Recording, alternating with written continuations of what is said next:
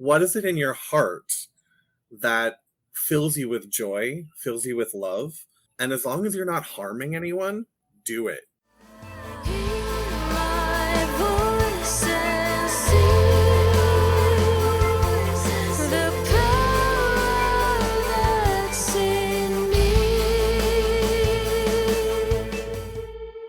Voices of the Goddess.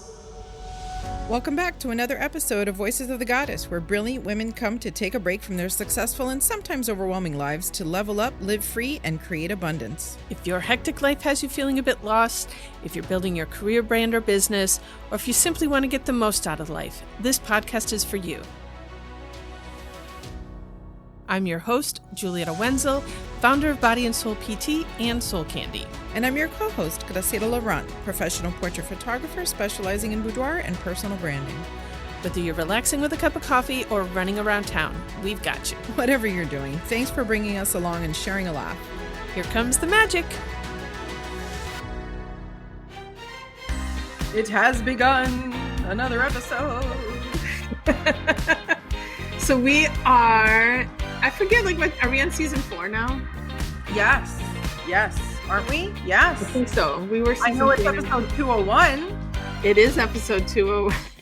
The beginning of a new era. That's kind of exactly like the era we were just in right now. I don't know. All good. You know what? There's things that have to remain consistent as we evolve, right? Which leads me to rituals, because I was thinking the other day about all the new fun and exciting little rituals I've added into my life, and how much I'm really enjoying it. I'm like a little ritual crackhead. I shouldn't say that. I just mean to say I'm addicted. I'm addicted to my rituals. So, all right, you go first. What's a ritual you like? What's funny, because you were talking about, you created a new morning ritual, because my morning ritual used to be coffee, but now it's cacao. Cacao.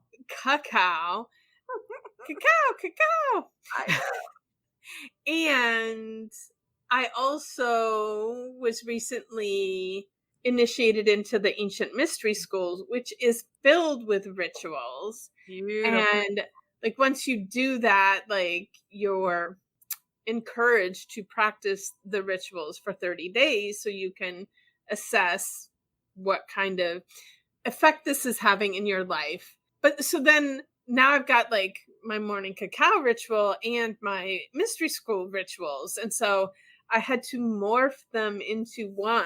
Nice. So I make my cacao, but it's always too hot, even though it's you make it at a little less of a temperature. It's still, this mouth is so sensitive. I am the lukewarm room temperature person. Your food is cold. I'm it's perfect. But also I don't like things out of the refrigerator. You pull a salad out, I want it to sit for a while and also get to room temperature. So I'm weird that way. So anyway, so I make my cacao, but then it sits while I perform all of these other rituals from the mystery school. And then I sit with my cacao and enjoy it. And then once I've finished drinking my cacao, then I do my meditation.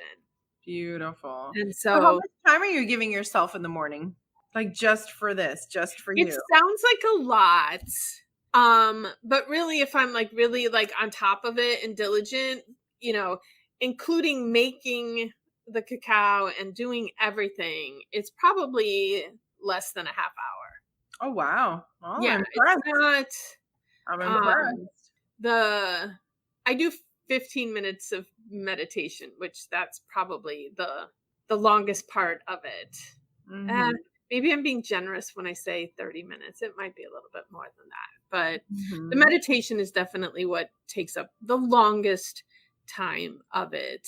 And because the other rituals are, in the beginning, they took a lot of time because there's prayers, incantation, whatever. I would have to find them in my book and read them. Now I pretty much have them all memorized, except for there's one longer one that with my 55-year-old brain, I don't know if I'll ever have it memorized. It's a lot. I have noticed that some things that I think I would have had memorized like 10 years ago, I now find myself reading off a piece of paper more often than not. And I was like, huh, that's interesting. Because I could have sworn that I probably could have recited that had you asked me 10 years ago. But I don't Yeah. know. Maybe I'm just too dependent on the paper. I don't know. Yeah. But that's interesting. So for me, my morning ritual has actually just gotten longer and longer and longer. Which honestly, like that's my self-care. Like it feels so good to me, you know. I have to start getting ready to leave the house by 8 just because that's when the, you know, kids got to leave for school like 8:30, 8:40, whatever. So like I have to be done by that time. Otherwise I could probably spend a good, you know, 7 hours doing all of that. Um on a good day, if I follow all my own intentions, then I wake up at 5. But sometimes I wake up at 6. And even waking up at 6 sometimes doesn't really get me out the door on time if I do everything I really want to do, you know? But you know, and obviously I know we've talked about cacao ad nauseum, but I've also added drinking lemon water every morning.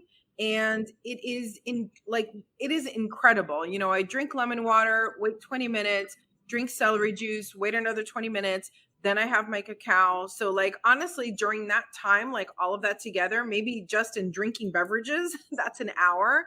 But I found that it's the most delicious hour to catch up on reading, right? Which I don't know if you remember, but like even a year ago, I was struggling to get through books that I wanted to read. And I was just like, how can I'm struggling to find the time, but forcing myself to create the time to just drink beverages. Like not only is it so great for my health, but now like my mental health is so much better because I'm getting in my special little reading time, which I love so much, you know? So that's actually been super cool, you know. And then obviously from a mommy standpoint, like waking up my kids every morning, that's a ritual too, you know. That's one of the gifts in my very hectic childhood was that my mom would always wake us up like really, really sweet, you know, like little kisses and softness. And it wasn't like yelling or anything like that. It was like the 30 seconds of the day that didn't have yelling in it. But I wanted to give that to my kids, right? So my kids are now 14. For those that don't know, I have boy girl twins, and I just love waking them up like as soft as sweet as possible. You know, literally 5 minutes later, I'm like, get out of bed. I told you, look what time it is. Blah, blah, blah, blah. You know, but man, at least those 5 minutes are good. I'm like laughing because you brought me back to my mom used to sing to us, get up, get out of bed, wake up, you sleepy head. Oh, that's adorable. And I apologize for having everybody listen to me sing right there. Oh no, I hope that becomes a clip that goes hot on YouTube, goes viral. That's adorable. Ooh, now I want to take it back. Now we're living authentically, Julietta, all the way. Oh man. All right. Should we bring on our guest? Let's bring him on. Mr. Chris Baker. Hello, hello. Welcome to the show, sir. Thank you so much. I love that. I want to want to see that song go viral. That would be fantastic. Yes. Honestly, it would be the sweetest tribute to your mom. How yes. I completely agree. So Chris, tell the audience, tell us who you are, what you do, and what keeps you passionate. Sure. My name is Chris Baker. I am the co-owner of Visuals by Momo. And what actually keeps me passionate is the connections that I make with people.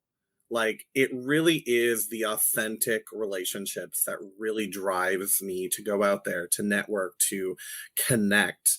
I mean, that's how I actually met Julietta, and then I finally got to meet Graciela. I mean, this has just been a fantastic way of actually meeting you guys is by connecting. So I really do find that the most passionate for me. I do have to say, I see that in you, Chris, because in a couple episodes ago, we were talking about networking and how in general out there in the networking world, everybody's just so superficial and here's my card and call me.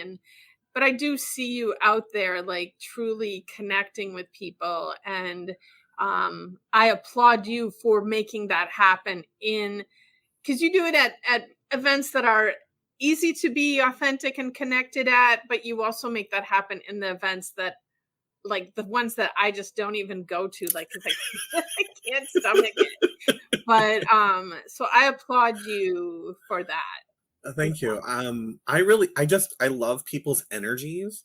And that's what I usually get attracted to. When I walk into a room, I see and I feel an energy from a person, and I'm like, oh, I'm instantly, drawn to you. Let's have this conversation. Let's see what happens, see where the magic takes us. So that's kind of what I try to bring no matter where I'm at. Listen to him speak my language. I know, I Magic heard it. and I heard it. um I heard it. and hi Momo, he's watching.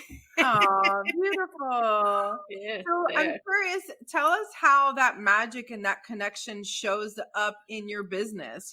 Tell us a little bit more about what the visuals are. Who is Momo? Yes. And yeah, tell us a little bit more. So Visuals by Momo, it started by me and my husband, Momo, and his real name is Mohammed, but a lot of people over in the Middle East have the name Mohammed. So a nickname that he had, like he brought with him, was Momo. And we just really saw a need for creating visuals and video to showcase someone's story. And that was the whole goal behind creating Visuals by Momo over the past couple of years here in South Florida. And what we do is we actually capture the essence, the emotion, the energy of the business or individual that we're capturing their story and put it in the video format. So not everybody can do that. Like how is it that you are able to tune into that and capture that? So I think part of it goes back to our earlier conversation of just capturing some of the energy of the people that we're working with. We actually walk into a conversation, looking at, where do you want this business to go? Where do you want your story to be told? How do you want it distributed?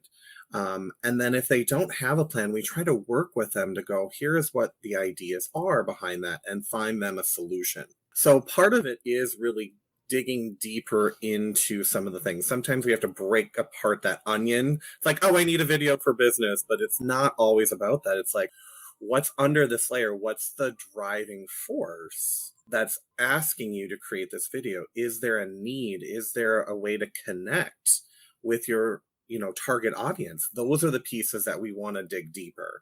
And so sometimes it is harder to get deeper because not everybody's like, oh, I'm just looking for a price, or I'm just looking for this.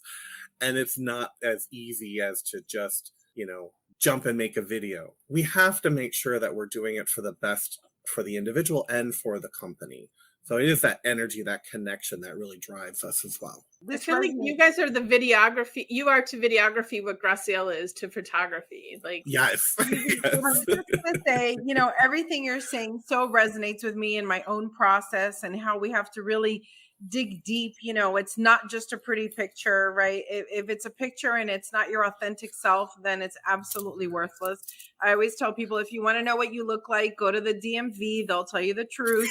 But nobody wants to see that. That's not what we're selling here, right? Very true.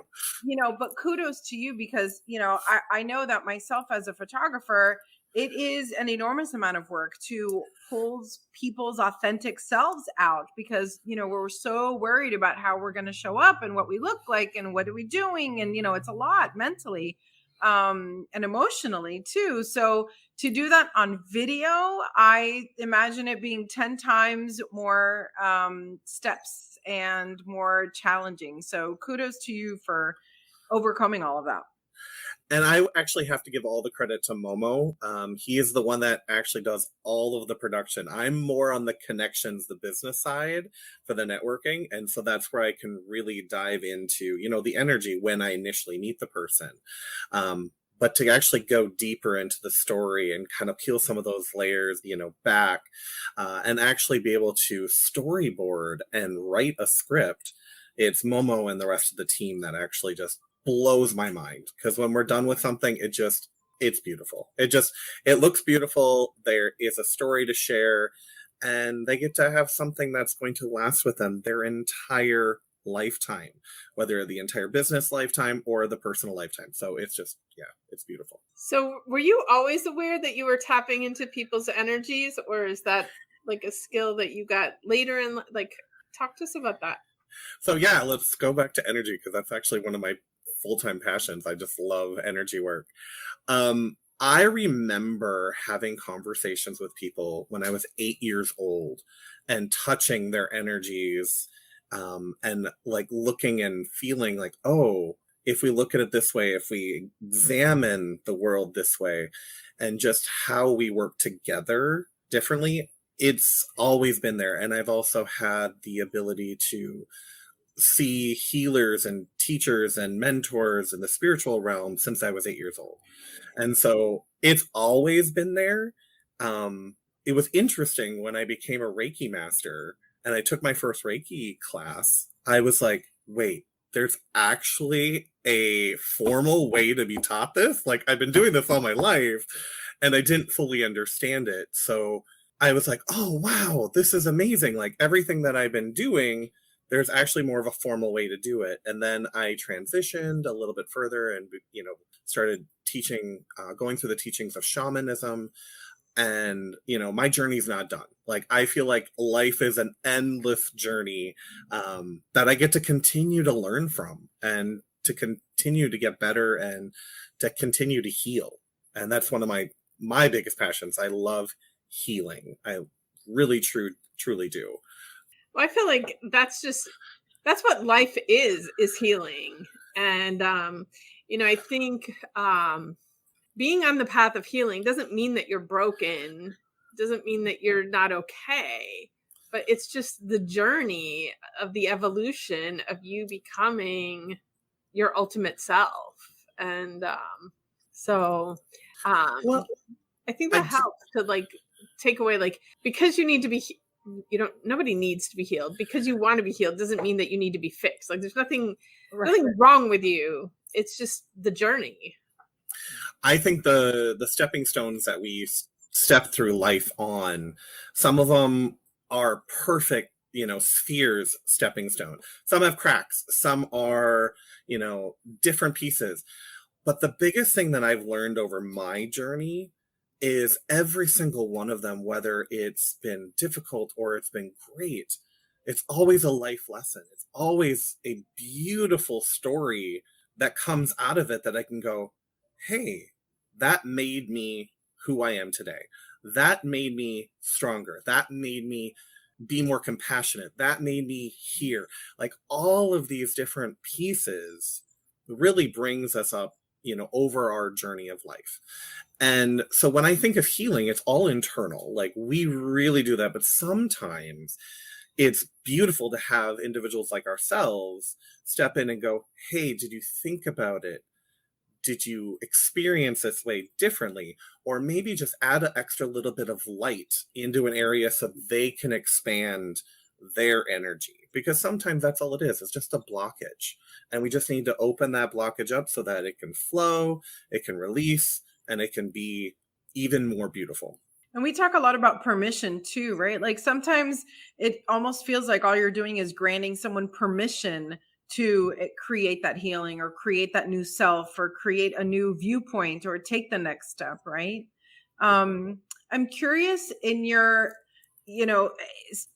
having an awareness at 8 years old is incredible, and how cool that you started being aware of everything so young.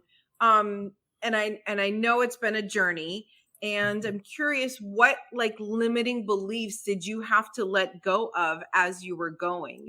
Part of our podcast is about living authentically and saying, hey, you might be going through this, but just so you know, this is on the other side. Like, tell us a little bit more about that part of the journey. So the limiting beliefs that I had to let go of, there's actually been several, I would have to say. One of mine was family. For me, it was family, because the family that I had wasn't always as supportive as I needed them to be. So I had to find my own energetic, loving, chosen family. And so I got to do that in this life. And I am so grateful that I was able to find some of the most amazing people to help me through that. Another piece that really stands out in my mind is the transition that I had to go through when I was coming out. Like that was a hard stepping stone. And it still is. Like I'm still in this moment of, this is the way that things happen, or this is the way that should be, but it's not that. It's all about me and my individual journey. It's not about a stereotypical or, standard that needs to happen. And I am so grateful that I actually was letting go some of those like quote unquote standards that everyone like looks at. Oh, this is the way you're supposed to act, or oh, this is the way you're supposed to do something. I'm like, no, what is it in your heart that fills you with joy, fills you with love? And as long as you're not harming anyone, do it. Like that is the end goal. Like if you're not, manipulating somebody, if you're not physically harming, emotionally harming, or mentally harming anybody, and it's bringing you joy, with all my light and my love, go do it, because it's so powerful and so meaningful to the world. I think, you touched on having to remind yourself. And I think that's why I cling so much to my daily rituals, is because it takes a conscious effort to remain true to yourself every single day, right? Because it's so easy to slip into an inauthentic role, right? Just because that's life, right? But reminding yourself every day. And I can fully admit I have had moments where I've slipped out, and I've slipped out for, a month. Hell, I've slipped out for a year. And like, I'm like, oh, wait, this doesn't feel authentic anymore. This doesn't feel like me. I need to come back and, re-putting in that rituals to get you back to where you need to be. It takes time, and it takes, a strength and a resilience to really make those pieces happen. So just in case people are out there listening, it's okay if you're not there right now. Head back there. Your goal, your mission, your love, your light, everything will be so much stronger, so much happier in those spaces. Yeah. I've taken many like breaks. It's okay to take breaks. Yeah. Because being on the path, being on the spiritual path, the authenticity path, it can be challenging at times, and it is okay to sit down for a little while and take a break from the work, because even though it's fun and amazing and so worth it, sometimes it's hard, and it's okay to stop and rest. And also that's processing too, right? Like the part about processing doesn't always have to mean actively thinking and writing and journaling about it. Sometimes it's just being, just letting it sit, there's so much magic in the silence. Like give it a second. I completely agree with both of those statements, because that's where the true magic can really blossom, and is by letting it marinade, I guess is a good word for it. Like, that's the word. You just let it marinate, and like, oh wow, I feel it stronger, I sense it stronger, and I didn't have to do any of those other pieces to make it deeper connection within myself. So I completely agree.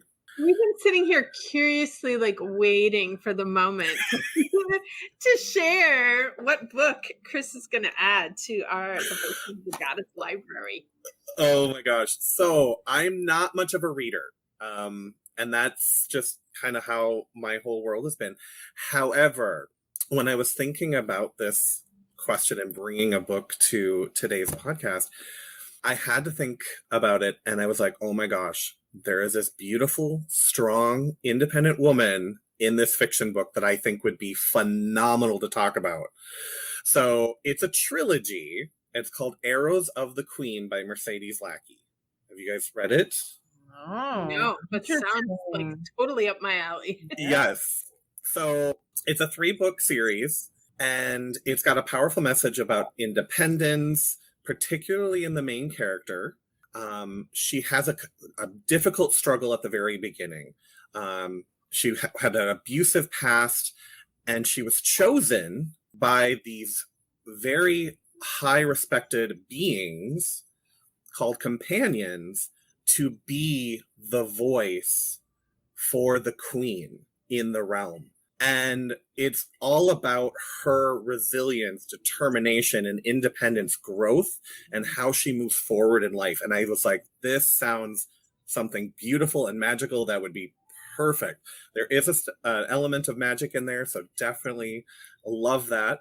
The other thing that she has this inner strength and persistence about her. And I think that's something that I think all of us need to relate to. Like, look inside ourselves and pull out that inner strength and perseverance and move forward. And she always stands up for what she believes is right, even if it's not the norm. Like, she follows her heart, she follows what she believes in. Wait, being authentic? Yes. She's being authentic. So, and the other thing that really happens is she also becomes a mentor in the books to a bratty princess, and she helps this princess step into her own and into her power, both magically and just as a princess itself. And it's such a beautiful story. So yes, Arrows of the Queen by Mercedes Lackey, I would recommend. I love a lot of her books, but that one was the one I'm like, yes, this one makes sense for your guys' library. So I also love that it's a fiction, because honestly, 99% of the time people are bringing more like, self-help and nonfiction books. So this is, I love that this is just a story. And, I grew up loving to read, and we had bedtime, and like sometimes if I was in the middle of a good book, I would like sneak up and I would go hide in my closet with a flashlight in my book so that I could like keep reading. Oh my God, Juliet, I used to do the same thing. The thing that was true is like the bed was so squeaky. Probably my parents heard me get up. Just didn't Right, but care. it's not like you were hiding in the closet doing drugs. I mean, you were reading. Who could tell you no, right? Like, come on, Exactly. But sometimes I think about it, because most of the books that I read, I'm like, when was the last like fictional book that I read? So I think I'm gonna get this one, and just like it's gonna kind of be like guilty pleasure, just reading for fun. honestly, one of the things, like, for me, out of all of the books, specifically that I have read in my lifetime, and they're very small list, but the fiction ones, because it's a story, it can tell, a moral and get some other pieces besides just a nonfiction book. When it's, like, here's the steps, here's the things that you need to do.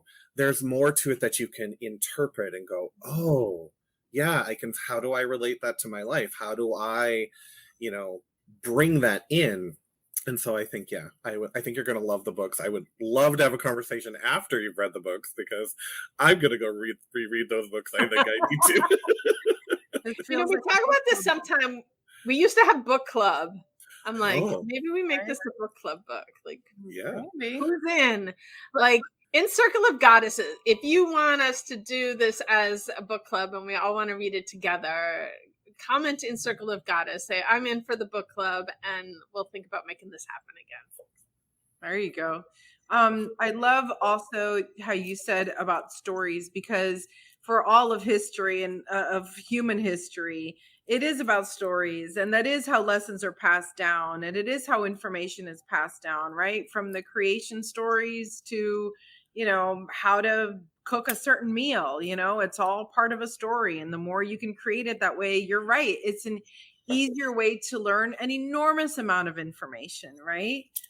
It's almost like the videos, a picture's worth 1,000 words, a video is worth like a bajillion more, there's all these little nuances that you can put in there. And so, yeah, that's beautiful. What a great book. I love it. So we're almost running out of time here, but I would love to know, like, do you have one little last juicy nugget to leave for our audience as a parting gift? My nugget that I would have to say is, if you have a chance, listen to your guides, listen to your mentors, listen to the angels, whichever divinity is out there that you respect and you understand and connect with. They're there to help you. They are there to give you the guidance that you're looking for. And we we'll pray, we'll ask for answers, and we have them. They're already there. So, whenever possible, just, try to quiet your mind and hear those answers from those beautiful souls that are out there giving us all this amazing knowledge. I love that you say it. And because people tell me all the time, like, I don't hear them. I don't know what they're saying. And the problem is like, yes, you got the message. You just doubted if it was the message and you ignored it. Because they come, it's like when I say like my guides, like they're not sitting there like just whispering in my ear these messages that I'm telling you. Like it's a process how I receive the message. And I have to like trust and just go with it. But the more you trust and go with it, the more you will receive. And sometimes the message comes through a song on the radio or, a billboard sign as you're driving down the highway, or it's the, we don't have a lot of cardinals down here in Florida, but I'll get a cardinal in my backyard and I know that's my mom. And it's like, I think about like, what am I mulling over in my head right now? Because this is my mom showing up and giving her support on whatever it is that I'm working through right now. And so these messages, they are coming to you. Instead of asking and doubting it, trust that is the message and just go with it. And the more you do that, the more the messages will show up. And I think the one thing that I've learned also is when I step back too long, they start showing up more frequently. And sometimes it's in an interesting way. Like sometimes it's those stepping stones with the cracks. Like this is a hard thing for me to go through, but it got me to go, oh, I need to remember this, or, oh, I've been asking about this, and why did I do it this way? Because I had the answer right away. So it's almost like, them going, hey, we've been talking to you for 2 years now. Why aren't you listening to us? Yeah, if you don't pay attention to the whisper, you're gonna hear the scream. Correct. Right? How many people haven't had incredible life changes happen because some tragedy happened in their lives, where like the pandemic, right? How many people didn't come alive in the pandemic and discover their spiritual gifts and all of this? Yes, out of something so tragic and so terrible, but like the universe had been whispering for a millennia and we're not paying attention. So guess what? Boom, pandemic. Now you got to listen, right? And people did open up, So yeah.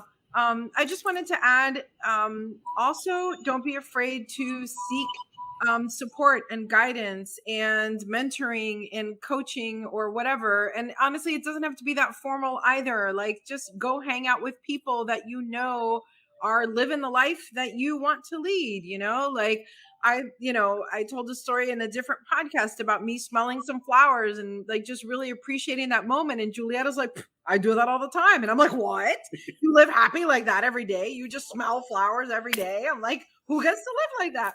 And then she's like, Graciela, it's just a choice. I'm like, oh my God.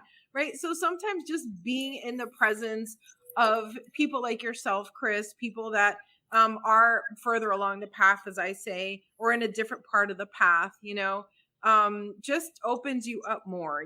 You can realize what's going on. Julieta does come to the studio quarterly and have conversations with her spirit guides for the benefit of the audience. Like if you want to dip your toe in, come do that, come listen. I agree. Oh, this was a fun show. Anytime we can talk about energy and magic, I'm all in. Thank you so much, Chris. Thank you for being here. Thank you for your contributions. Thank you for all the studying that you've been doing over the years leading up to this incredible moment. We appreciate you. Thank you so much. Momo. Yes, love you, Momo. Thank you so much for everything you do behind the scenes. Yes, and thank you to our listeners for tuning in today. And I want to wish you all a magical day. Thanks for joining us today and keeping us in the top 10% of podcasts in the world. Ask us how you can promote your business on this podcast as a sponsor, and make sure you check out the show notes for details on how to get in touch with Julieta, Graciela, or today's special guest. We're sending you lots of love and gratitude. Have a magical day.